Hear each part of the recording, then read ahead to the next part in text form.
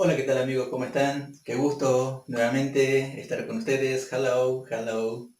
Bueno, en esta nueva serie vamos a comenzar a estudiar un poco las maderas. Por un lado vamos a ver las maderas blandas, las maderas duras y las maderas elaboradas, para que tengamos una idea acerca de sus cualidades, de su nobleza, de las propiedades que tiene y básicamente para qué sirve o en qué se utiliza en la mayoría de los casos, ¿sí?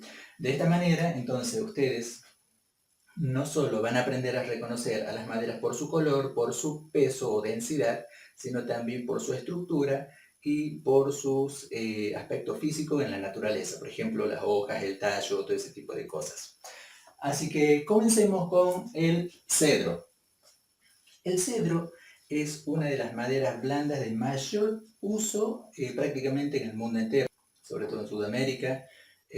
Ha sido exportada muchísima madera, por ejemplo, a Europa, a España. El color de la madera de cedro es rosado por lo general. Hay dos variedades básicas de cedro, que es el cedro bayo, es un tono un poco así medio cremita, y el cedro rosado, que es un color rojo tirando a amarronado y se puede utilizar para juegos de comedores, puertas, etcétera. Pero veamos un poquito acerca de la estructura. El cedro, fíjense, suele crecer, por ejemplo, a alturas de hasta 12, 16, hasta 20 metros en encuentro de especies, con radios de hasta 3 metros. Dada la deforestación constante en los bosques nativos, ¿no? Hoy en día se encuentran eh, ejemplares de hasta 1 metro, 1,20 metros, y obviamente se lo tala y a la maderera. Obviamente no es la misma calidad de madera de un árbol de 1 metro con, en comparación con uno de 2,5 metros, 3 metros de diámetro, ¿sí? Fíjense la hoja de estructura, entonces la estructura del tallo, la hoja, para que ustedes puedan reconocer en la naturaleza, por ahí si ven alguna planta, ya más o menos se van a dar cuenta de qué árbol se trata. Seguimos con las maderas blandas, tenemos por ejemplo el pacará, es una madera nativa de Sudamérica, se encuentra en el sur de Bolivia, norte argentino, Paraguay, las Amazonas. Es una madera básicamente muy utilizada por los artesanos. Fíjense cómo es el árbol, ese es el tipo de hoja.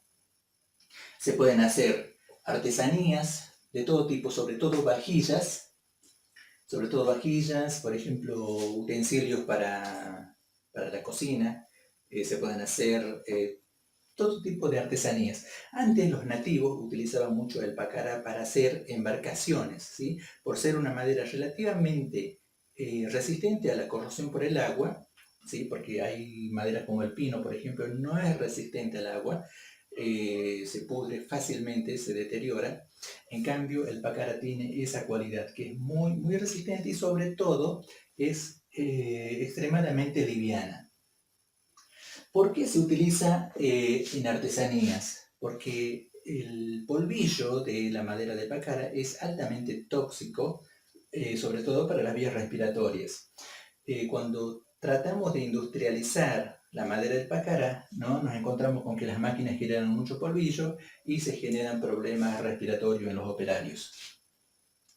¿Qué otra madera blanda? Tenemos, por ejemplo, la madera balsa. Es una de las maderas más blandas que existe. Por ejemplo, acá tenemos la estructura del tallo, tenemos la hoja, ¿sí? Se utiliza básicamente para maquetería, ¿sí? Lo utilizan mucho los arquitectos para hacer maquetería de los edificios, de las obras que tienen que construir, para tener una idea general de cómo va a quedar terminado. También lo utilizan mucho los artesanos y los artistas plásticos. Es una madera relativamente cara, originaria de Centroamérica, zonas caribeñas, de ahí se importa sobre todo para Argentina. En el sur argentino suele haber ciertas producciones de madera balsa, pero no es el fuerte, ¿sí? la gran mayoría de la madera, los grandes productores de madera balsa, es en el Caribe. ¿Qué más? Otra madera blanda. Tenemos el álamo. El álamo sí es una madera que se produce mucho en zonas frías, sobre todo sur argentino, países nórdicos, son grandes productores de álamo. Es una madera extremadamente liviana también. Sería la que sigue en densidad y peso a la madera balsa, ¿sí? De hecho, hay una especie de álamo que se llama álamo balsámico, ¿sí? Haciendo alusión a la madera balsa. De hecho, cuando nosotros vemos el tallo o la estructura del árbol de una madera balsa a un álamo, no hay mucha diferencia. Ahí pueden ver la hoja de cómo es, si bien hay muchas variedades tanto de madera balsa como de álamo y en todas las otras especies que vamos a mencionar, las hojas pueden variar levemente entre una especie y otra, ¿sí? Así que no se dejen llevar al 100% por la estructura de la hoja, la forma que tenga, ¿sí? Es en términos generales, a excepción, por ejemplo, del cedro y el nogal, que casi en todas las especies, sea un cedro bayo o sea un cedro rosado, es básicamente el mismo formato de hoja y también la estructura del tallo. Otra madera blanda, considerada blanda, es el nogal. El nogal es una madera que luego lo vamos a ver en una segunda clasificación sobre maderas ordinarias y maderas nobles. Acá podemos ver el tallo, la estructura del árbol, vemos la hoja y también vemos la madera. Miren qué preciosa que es la madera de nogal. No es el mismo nogal que el que produce las nueces que nosotros consumimos o que encontramos en el mercado. Me estoy refiriendo al nogal silvestre. La nuez del nogal silvestre es extremadamente dura. Como podrán ver, la estructura del tallo es idéntica a la del cedro. Lo mismo pasa con la hoja. La diferencia está en que el nogal, obviamente, como acabo de decir, tiene como fruto, como producción, una nuez silvestre extremadamente dura. En cambio, el cedro no. Tiene una nuez muy sencilla, muy chiquita, que prácticamente no tiene almendra, ¿sí? La diferencia está, obviamente, a la vista, la coloración, fíjense, del cedro. Y fíjense, acá tengo la de nogal, ¿sí? El cedro es un tono rojizo amarronado, en cambio el nogal es un tono más amarronado, ¿sí? Tirando a marrón claro o marrón oscuro según la maduración del árbol. Otra madera importante, si bien no es muy comercializada en Argentina, pero sí en Brasil, para los amigos brasileños o nórdicos que van a encontrar, es el pinotea. El pinotea es considerado también una madera extremadamente noble. Puede alcanzar una altura de hasta 20 metros de alto el árbol, ¿sí? Con diámetros de hasta 2 metros, 1,80 m, 2,5 metros, ¿sí? A diferencia de otros pinos, o los pinos, por ejemplo, más ordinarios, como el pino parana, la pinotea, como podrán ver, no tiene ojos. Y si los tiene, son muy, muy escasos. El sentido de la beta, vamos a ver también en clasificación de madera cómo se clasifica la madera según las betas y según la composición en su forma para una selección de un trabajo determinado. Así que no se pierdan los siguientes videos, que vamos a tratar temas muy, muy importantes y sobre todo esto les va a ayudar a la hora de elegir la mejor madera para un determinado mueble independientemente de la especie. Porque no se trata de elegir una madera X, sino que también dentro de esa madera elegir la mejor madera, es decir, hacer una selección, porque tenemos selecciones de primera, segunda, tercera, cuarta, y todos esos detalles los vamos a ver en siguientes series. Entonces, tenemos el pinotea. También hay otra variedad que es muy comercial, muy utilizada, es el pino Ellioti, ¿sí? Es muy parecido al pinotea, con la diferencia básicamente la coloración. El pino Ellioti tiene una textura más tirando a rosado, también con escasos ojos en su estructura de la madera y con vetas muy bien definidas, como habrán visto, igual que la pinotea, ¿sí? Y por último vamos a ver una variedad, la más común de todas. En Sudamérica le llamamos pino paraná y en los países nórdicos se le llama pino canadiense. Se plantan grandes bosques de pino luego para convertirlos en madera.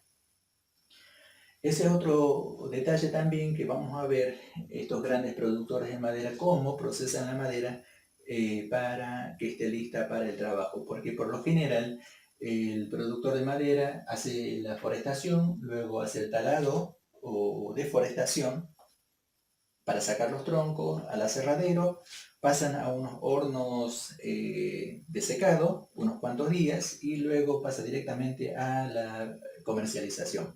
Pero esa madera no está apta para el aprovechamiento para los trabajos, o por lo menos no para todos los trabajos. Vamos a ver cómo tratar la madera para que no haya problemas luego con los trabajos que realicemos, sobre todo si son trabajos donde necesitamos algunos tipos de ensambles. Tenemos el roble. El roble también está dentro de la clasificación de las 4 maderas nobles más utilizadas dentro de la industria maderera, por su coloración, por el tipo de veta, por la nobleza, etc. Hay un sinfín de motivos por el cual muchos prefieren el roble como materia prima para determinados muebles. Así que aquí vemos el árbol como es, tenemos la hoja y la madera. Así que ahí lo vemos en detalle. También es de vetas muy definidas. El árbol suele alcanzar entre 8 y 12 metros de envergadura. Es una madera muy estable. No suele sufrir muchos cambios físicos por la inclemencia del tiempo, como lo es, por ejemplo, el cedro bayo, ¿sí? El cedro bayo, por tener una densidad bastante baja en comparación con el cedro rosado, suele sufrir muchos cambios físicos, sobre todo en ambientes que son cambiantes, de muy seco a muy húmedo. En ambientes muy húmedos, por ejemplo, suele absorber la humedad ambiental y ahí es donde, si es una puerta, se hincha, decimos nosotros, se expande y empieza a chocar en los marcos, ¿sí? Y eso genera que haya roces constantes y termina, si no está bien diseñada la abertura de la puerta o ventana, termina cayéndose, lo cual es un problema. En cambio, el cedro rosado, al tener una estructura más densa, no absorbe tanta humedad ambiental y por ende no hay tanto problema con el tipo de abertura. Ahora, ¿qué es lo más importante? Independientemente de si es de baja o alta densidad la madera, darle una buena impermeabilización, que eso también vamos a tratar en otro tema, en otro video, y vamos a ver de qué manera podemos solucionar los problemas que puedan tener determinadas maderas para que al final el trabajo quede bien, sea funcional y sea resistente. 3 cualidades que tienen que tener los muebles o el objeto de madera que estemos diseñando o fabricando. Por un lado tenemos estética, resistencia y funcionalidad, que como les acabo de mencionar, lo vamos a estudiar en detalle en otra serie, ¿sí? Bueno amigos, hemos llegado al final de este videíto corto, donde hemos visto las especies más utilizadas prácticamente a nivel mundial. Yo sé que en tu región, en tu localidad, puede haber otras maderas blandas en el sentido de para cortar por su densidad, no porque se ablanda para romperse, ¿sí? De hecho, por ejemplo, el cedro es una de las maderas más resistentes dentro de las maderas blandas, resistente a la fractura en tramo, le llamemos, ¿sí? Es decir, ponemos un puente de madera de cedro y le ejercemos cierta presión. Es una madera sumamente elástica y resistente. Entonces dejamos acá, continuamos en un siguiente video y vamos a ver las maderas duras y en qué básicamente se utiliza cada una de ellas. Acá les dejo el link en la descripción del video para que puedan acceder directamente. No se lo pierdan. Y de esa manera ustedes van a saber cómo elegir la mejor solución para sus trabajos. Así que nada, los espero en el próximo video. No dejen de suscribirse. Nos vemos. Chao, chao.